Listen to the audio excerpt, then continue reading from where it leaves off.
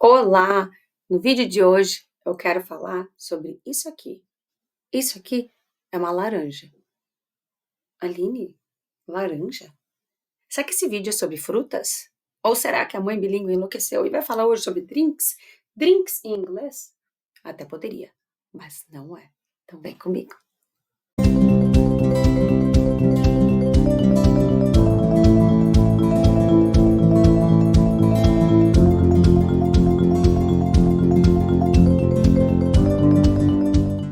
Eu trouxe essa laranja aqui para falar com você sobre o cérebro bilíngue, sobre bilinguismo, de uma forma que eu acho bem simples de entender e que traz para a discussão uma crença, um mito sobre quem é esse sujeito bilíngue.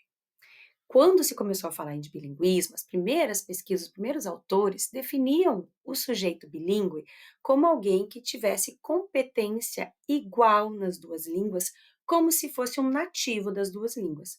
Ou seja, essa pessoa, por exemplo, eu que falo português e inglês, eu teria que ser tão competente no português quanto um monolíngue de português e tão competente em inglês como um monolíngue de inglês. E aí, essas duas competências iguais formariam eu, Aline, como sujeito bilíngue. Depois, essa definição foi um pouquinho mais, quer dizer, um tanto mais solta, que virou o sujeito bilíngue, alguém que seja competente para enunciar, né, para falar alguns enunciados. E aí a gente acabou indo do 8 para o 80, né? Tipo assim, ou você é perfeito nas duas línguas, ou tu sabe falar algumas coisinhas em outra. Claro que com o passar dos anos, com o passar das pesquisas, muito mais gente envolvida, né, se debruçando sobre esse tema de bilinguismo, a gente chegou em definições mais acuradas sobre o que é ser um sujeito bilíngue. Mas seguido, quando a gente pergunta por aí, as pessoas assumem que um sujeito bilíngue é alguém que é fluente nas duas línguas, super competente nas duas línguas, que fala como um nativo sem sotaque. E essas afirmações nos mostram que ainda está lá enraizado nas pessoas, na mente das pessoas, que ser bilíngue é saber tudo nas duas línguas. E é por isso que eu trouxe uma laranja. Se a gente pegar e pensar que essa laranja é o nosso cérebro, tem os dois hemisférios, por exemplo, mas vamos pensar em relação à língua.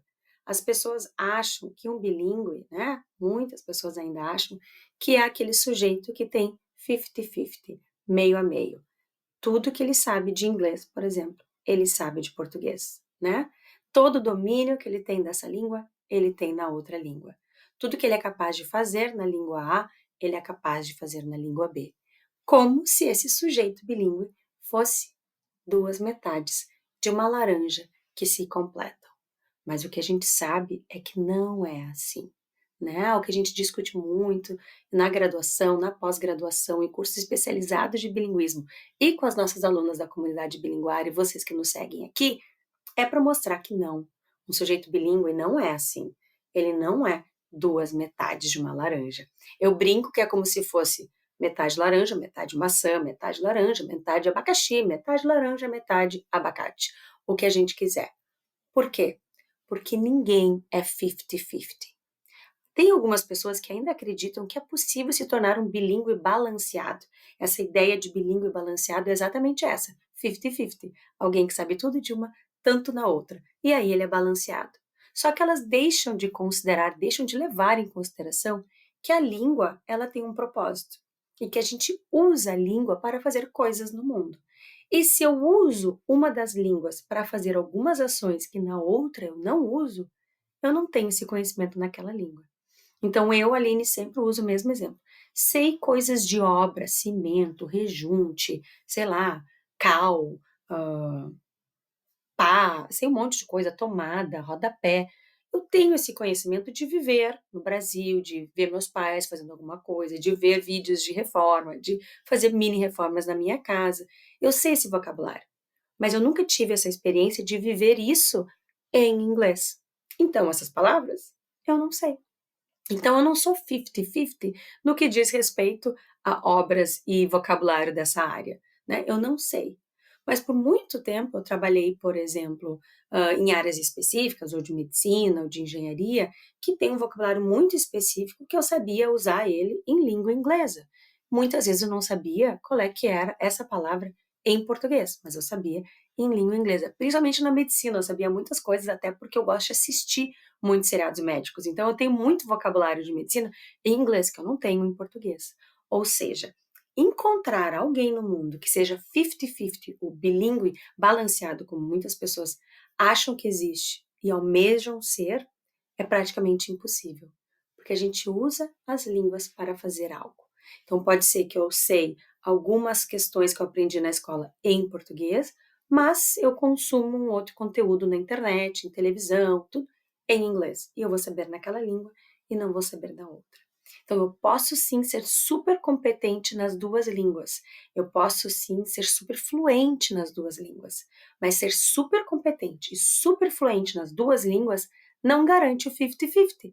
Não necessariamente eu sou fluente e competente nas mesmas coisas nas duas línguas. Então, não. Ser bilíngue, ser um sujeito bilíngue, não é ser duas metades de uma laranja. É bem mais complexo que isso, mas é o que torna também esse assunto tão interessante e tão instigante e tão controverso também. Não existe apenas um sujeito bilíngue. Não existe uma descrição única. A gente pode se tornar bilíngue enquanto criança, enquanto adolescente, enquanto adulto. A gente pode se tornar bilíngue em casa. A gente pode se tornar bilíngue em uma escola bilíngue. A gente pode se tornar bilíngue ao fazer um intercâmbio, ao se mudar, ao começar a morar em outro país.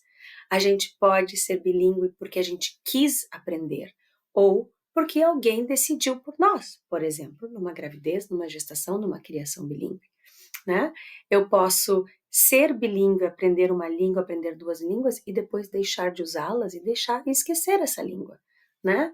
Ser bilíngue não é um produto final, é um processo. A gente vai se tornando bilíngue e a gente vai cuidando para se manter bilíngue. Eu espero que esse vídeo tenha trazido para vocês algumas ideias novas, uma reflexão, e se você tem algo para dizer, comenta aqui. Não esquece de se inscrever no nosso canal, deixar um like e nos acompanhar nas redes sociais. Um beijo!